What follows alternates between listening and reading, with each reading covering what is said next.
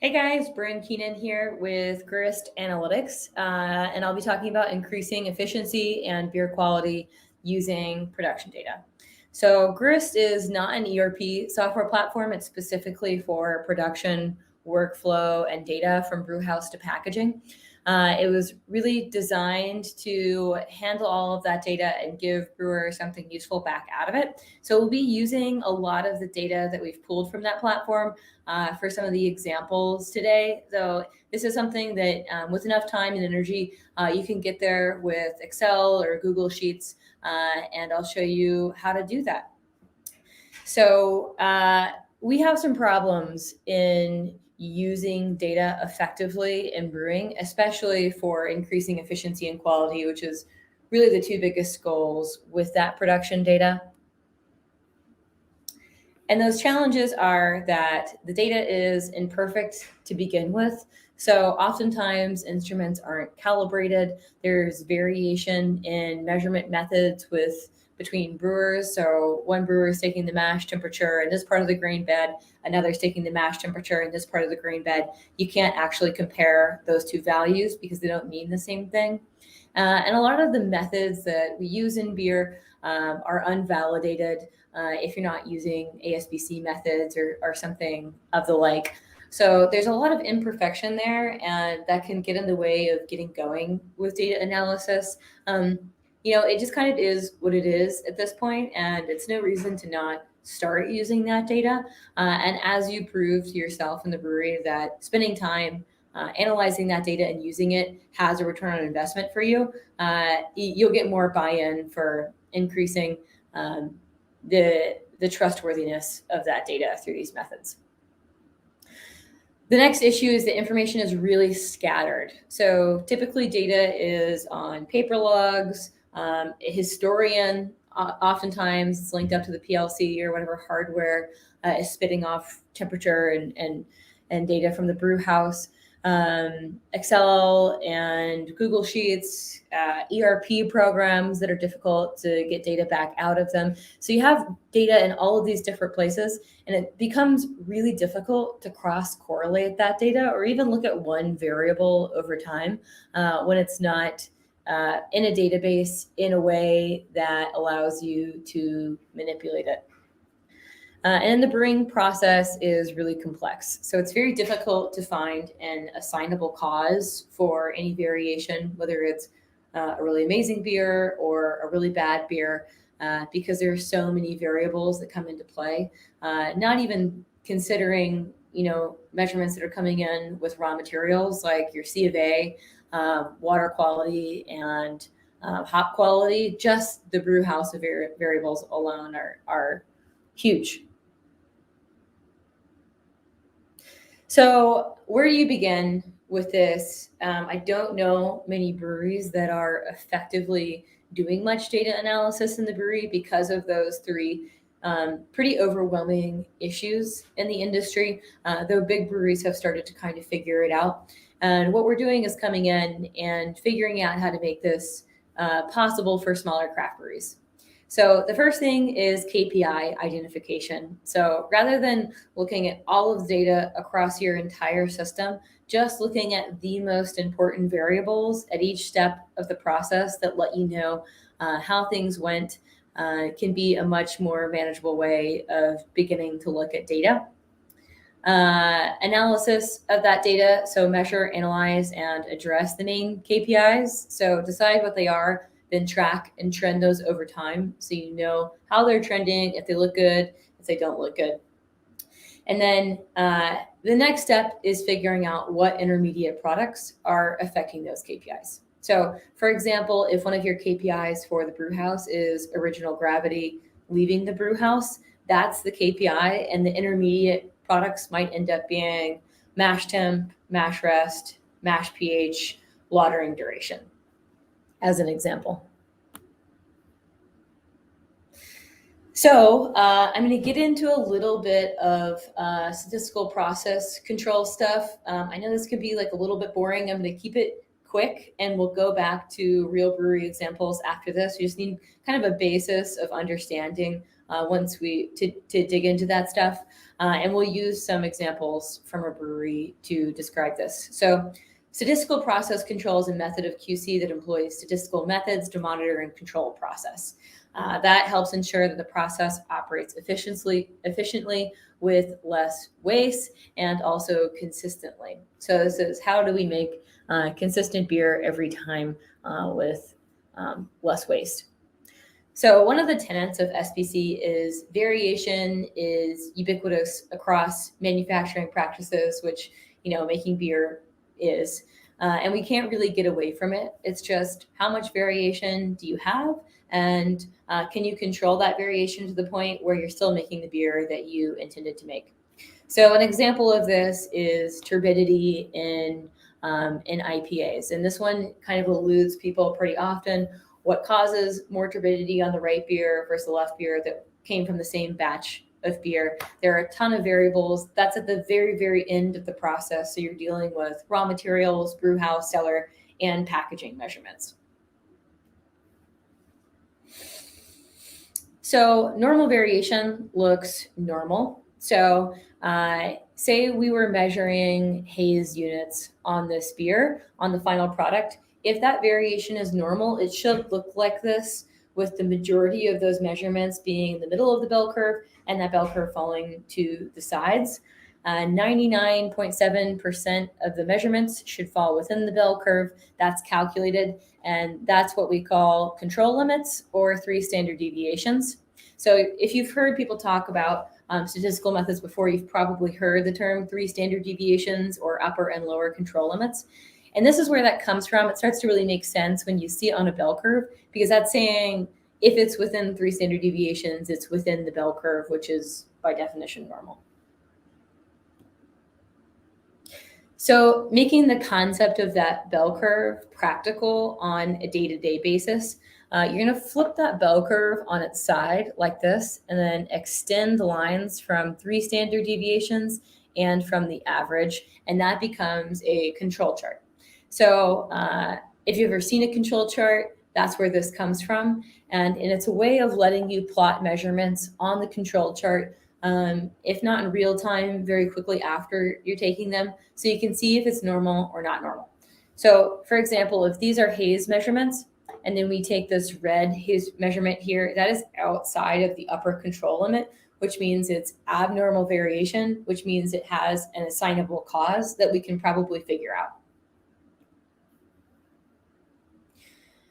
So if the edges of this bell curve fit within the, let's say, haze limits that are acceptable for this brand, that's great. That means your process is capable of producing what you needed to produce. So if this line over here is the lower end where it's hazy enough, it's just on the left side is being hazy enough, and this right side of the bell curve is almost too hazy, but not quite. So all of these are within brand specification. That's great. For example, if this part of the bell curve is the only area where you're happy with that haze, then this process is not capable of meeting this demand. It needs to both be shifted to the left, and that variability needs to be narrowed. So say that that's the case, and we need to both shift that bell curve to the left and narrow it. Now we need to know what the intermediate variables that are affecting haze are. So for example, if this number 1 control chart is beta-glucan levels, this second one is finishing pH, which can affect haze, and this third one is shear stress in the brew house or something like that. And these are just examples. And if we know that those 3 things affect haze, we can go back to these control charts and start to tighten up the variation in those control charts to tighten up the finished product. And then in terms of creating those control charts, the data really has to be in the right format. So this is an example of how you would build a control chart, a simple control chart in Excel. So you'd have the batch number, the variable that you're measuring here, a calculated average, a calculated lower control limit, and a calculated upper control limit. So if this is the way that you have to do this, you can imagine that you really need like variables in one column in whatever database you're using. So Excel, Google Sheets, some other database. It really needs to be in that format for you to effectively do this, which means that you need to be recording data in kind of an inconvenient way where it's row column format during brewing, cellaring, and packaging. You need to be double entering data or using something like Grist to automate this kind of database for you. And I can send you a template for this these control charts. Just if you need them, shoot me an email afterwards. Okay, so then getting into beer-specific examples, these are the key performance indicators that we use at Grist.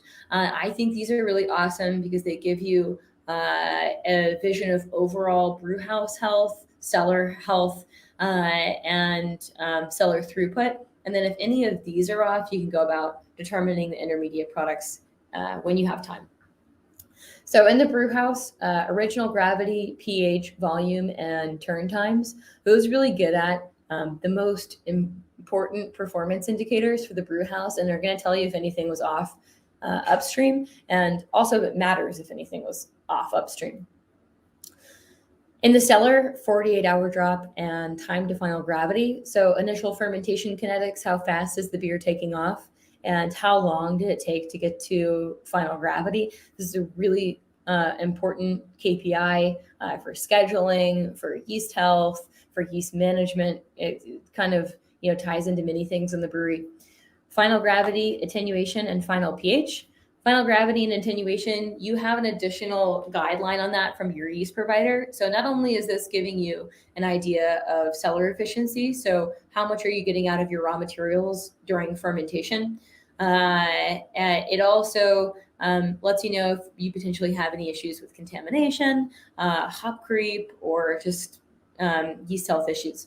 Final pH is a critical one for yeast health, but it's also a food safety concern. So if you're finishing above 4.5, that beer is technically not food safe, which happens all the time in IPAs. So those being the KPIs, say one of them is off, how do you go about finding the intermediate products before that? The ASBC, and this is by no means a complete guide to this, we have suggested intermediate measurements that control those KPIs at Grist that I'd be happy to send you. But this ASBC sampling plan is awesome. I don't think you even need to be a member of the ASBC to see it. If you go through, it's going to tell you what methods they have for sampling at each of these stages. And that's a great place to start with intermediate measurements. And I think they even have recommendations for brewery size. So this is our list at Grist that we recommend, and we break this down into recommended values per brewery size as well. And same thing in the brew house. You've got your KPIs at the end, but what intermediate variables matter? This list is also organized by things that have the biggest correlation and impact to KPIs. Okay, so getting into some examples from the real world here. This is one brewery's KPIs here. So we're looking at original gravity here. We've got a lot of variation here. So blue is average, dotted blue is 2 standard deviations, and red is 3 standard deviations. So like we talked about, these are the edges of the bell curve here. So that means that 99.7% of the time, we're only capable of producing 14.4 to 18 Plato knockouts. So that's a lot of variation here, and we really can't take that to the bank like knowing what a knockout will be. So one of the goals was to address this variation and reduce it. Original pH here. So we've got some falsified data at the beginning. When you start to put this data into control charts, going back to those problems with data, it's going to become really obvious when you have a ton of variability because people are taking a measurement a different way, a ton of variability because somebody is making up data, a ton of variability just because of the inherent variability. That stuff's going to start to become pretty clear. But a lot of variation here, 4.9 all the way up to 5.5. We've found transfer pH to be quite correlated to fermentation performance, so consistency here is really important. Original volume, so a ton of variation on volume here, down from 23 all the way up to 30 barrels on a 30-barrel brew system. So that's something else that needed to be addressed. So now that we've discussed some key KPIs in the brew house that have a lot of inherent variability, and we want to tighten those up so the process is tighter and we're making better beer with less money and raw materials. So this can be the really overwhelming part. It's already a lot of work to just get that far, and that is a great start, just knowing how you're doing and where the variability is. But now at this stage, we need to figure out where that variability is coming from, which includes defining the intermediate products. So the intermediate products in this case would be all of the measurements on your brew log that you know and have defined influence these final KPIs leaving the brew house. So I'm just going to show you some of them that we identified having a lot of variability and leave off the ones that looked good. So mash pH here, we had a lot of variability in original gravity. We had a lot of variability in transfer pH. Mash pH obviously can affect both of those things. pH is a pretty straightforward correlation. Mash pH can affect lautering consistency and speed. Mash pH can obviously affect extraction. So this one was a pretty critical one to get on top of. You can see the variation here, and then where they really tightened that up once they were making concerted efforts to reduce the variation there.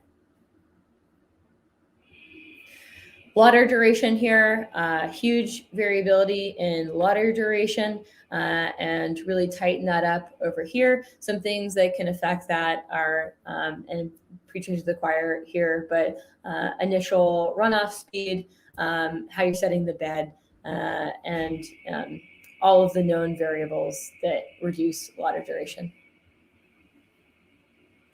Sparge volume.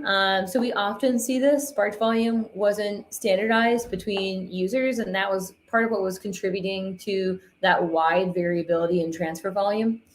Same thing with base volume. So both base and sparge volumes, we're seeing a lot of variability, and you can see where that was really tightened up over here. And then mash rest. So we'll oftentimes see mash rest be a bottleneck for later processes in the brew house. So it ends up getting a lot of variability just because you can't move to the next step. So a lot of variation in mash rest here, also really tightened that up with a few exceptions. And then boil duration. So a few notes here on boil duration.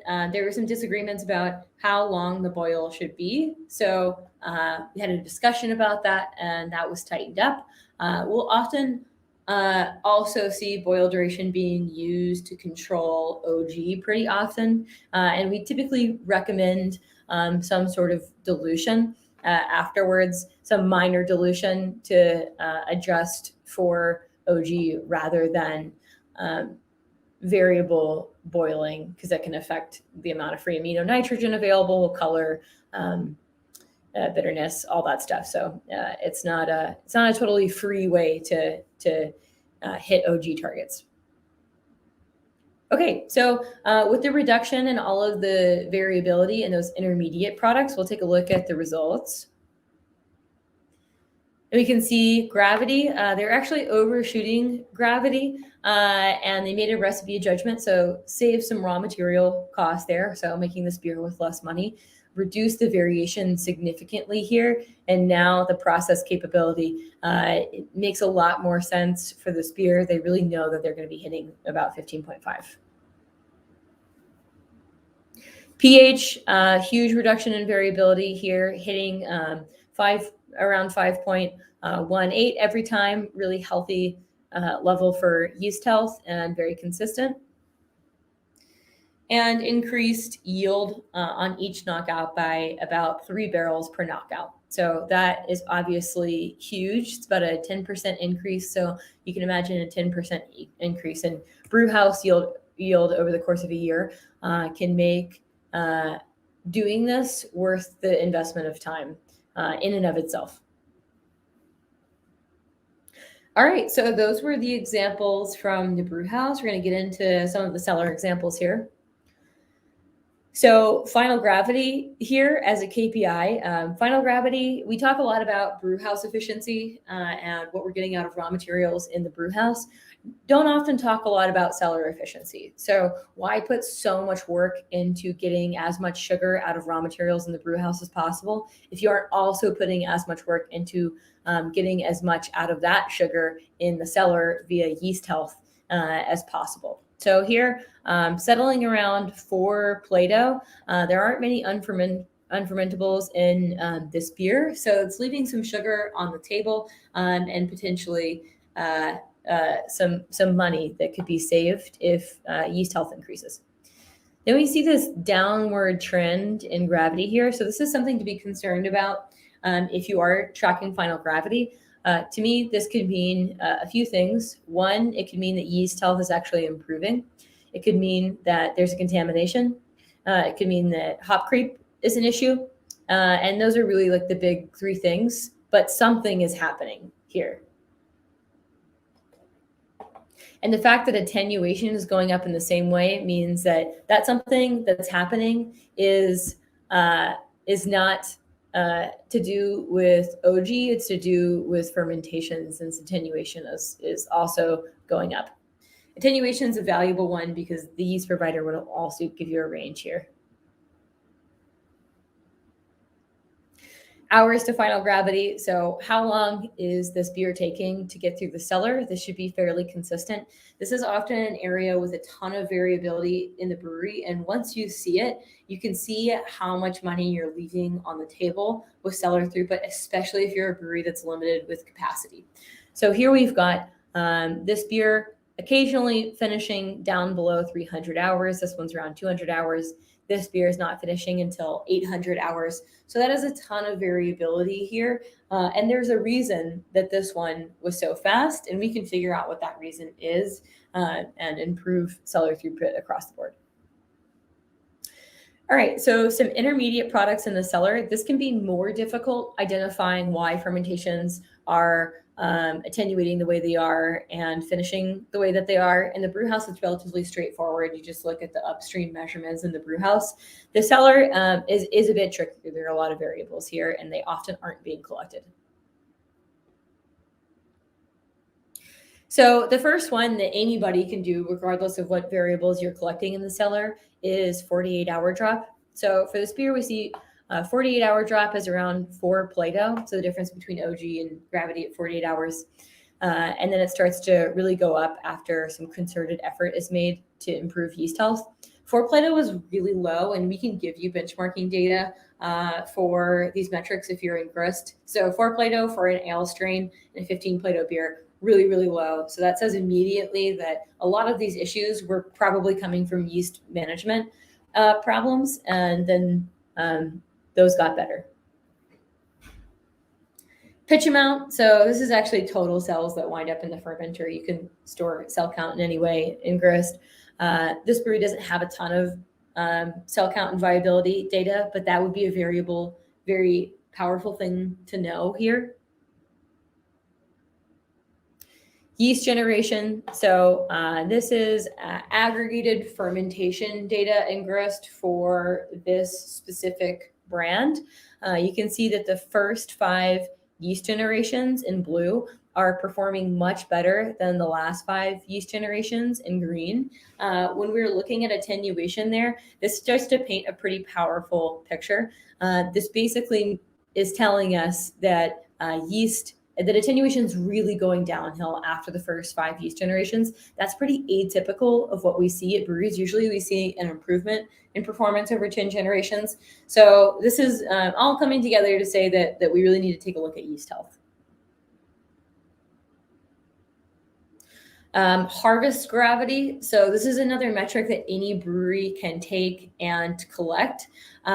This brewery was harvesting yeast cold after a long trickling period. That can be really bad for yeast health. It's been proven many times that warm cropping leads to faster and healthier subsequent fermentations. There is a bit of a back and forth on whether you're prematurely aging your yeast crop there, but over the course of generations that typical craft breweries use a yeast strain, it's not a huge deal. So this is raw data sets of fermentations when yeast was being cold cropped and fermentations once that yeast was cropped warm. So this troubleshooting becomes like a bit more putting pieces together in the cellar, but that cropping component was huge in reducing variation in fermentation time and attenuation. Some variables that are worth tracking that we don't have examples of here are how yeast is being stored.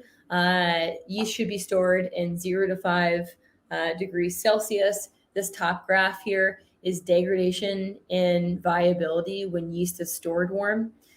Pressure should be 1 to 5 psi. It should be purged, a yeast brink or a keg brink, whatever you're using, should be purged with CO2 or nitrogen, get rid of the oxygen, and homogenized at a maximum of 5 minutes per hour. So all of these metrics here are the opposite of the conditions that exist in the bottom of a fermenter, which is why when you're harvesting, that yeast is so critical. You really want to get yeast off as fast as possible. And that's really going to be like the number one thing that'll affect cellar throughput for you.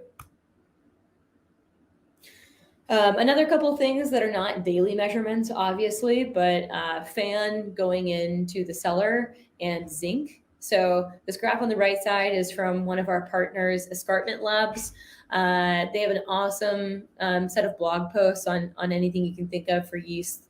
I would check it out. But this graph is their different strains and fan utilization across those strains. So it varies from about 125 to 180 parts per million. So if you're sitting around 150 parts per million a fan, that's pretty good. And all malt wort will usually be good on that. When you need to look out for it is low gravity beers. They're coming in with less grain, so less fan. High adjuncts, more than 15% of the grain bill is adjuncts, or really high gravity wort maybe using more fan during fermentation as well. Zinc is also one that really affects fermentation performance, and it's pretty cheap to send a sample to a third-party lab. Okay, so those were all some internal standards, but there is the question, how are you doing compared to the industry average? And there aren't a lot of benchmarking statistics for our industry. We can send you some of those if you're in the software, but this is an example of just some of our IPA data. So we're seeing on average 232 hours for IPA throughput with minimum of 66. So that's the minimum average at a brewery. So one of our breweries on average is putting IPAs through in 66 hours. And our slowest brewery is putting them through on average at 550 hours. So that's a ton of deviation in fermentation time, and knowing where you lie on these benchmarking stats can let you know what the return on investment potential is for you for focusing on this kind of data analysis.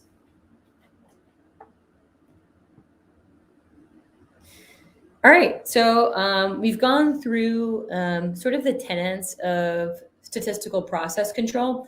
Really, the gold standard of SPC and the way that it's supposed to be used is tracking these data points during the process, so you don't get to the point where you're having to do root cause analysis because you're reducing and eliminating the variation to begin with. So this is just a snapshot from the Grist Brewhouse, though I'm sure there's a way that you can figure out how to do this with some minor VBA code or maybe some equations in Excel or Google Sheets potentially. So as the brewer is entering data, it's showing you where you are on these control charts. Green within 0 to 1 standard deviations, yellow within 2 to 3, orange within yellow within 1 to 2, orange within 2 to 3, and red over 3.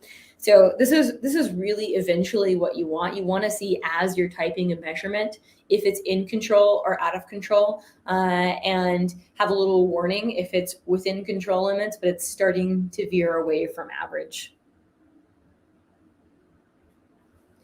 That concept, but in fermentation. Another screenshot from Grist. So the average fermentation in gray and your current fermentation in blue. So being able to see your fermentation as it's happening, and if you're under or over attenuating as it's happening, and if you need to make scheduling adjustments as it's happening. This also lets you know where you are and if you need to adjust your dry hopping schedule so you're hitting that at the same gravity, or adjust your harvesting schedule so you're hitting that at the same gravity.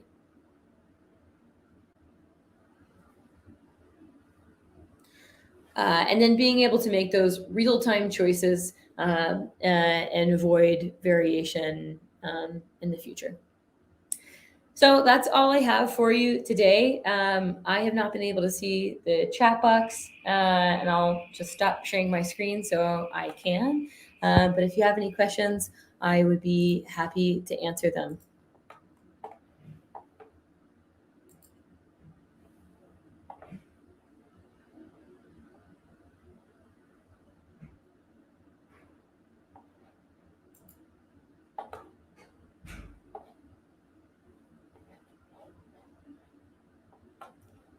And I'll just hang out for another 30 seconds or so and wait for any questions. But Brynn at gristanalytics.com, if you have any. We're really community focused. Got an SOP library on the site with a lot of this stuff, some good blog posts on data analysis and how to do the control charting. So shoot me an email if you need more information, or if you're just looking for some resources, just drop by gristanalytics.com. Thanks.